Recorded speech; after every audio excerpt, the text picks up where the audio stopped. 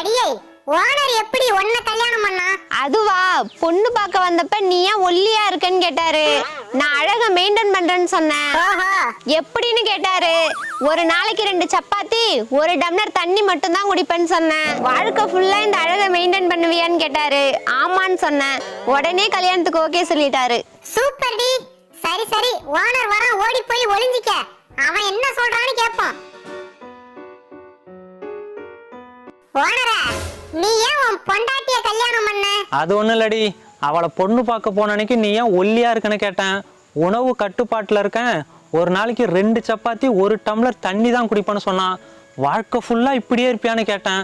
ஆமான்னு சொன்னான். அப்புறம் யோசிச்சு பார்த்தேன், எப்படி பார்த்தாலும் சாப்பாட்டு செலவை மிச்சப்படுத்தி விடுவான்னு ஓகே சொல்லிவிட்டேன்.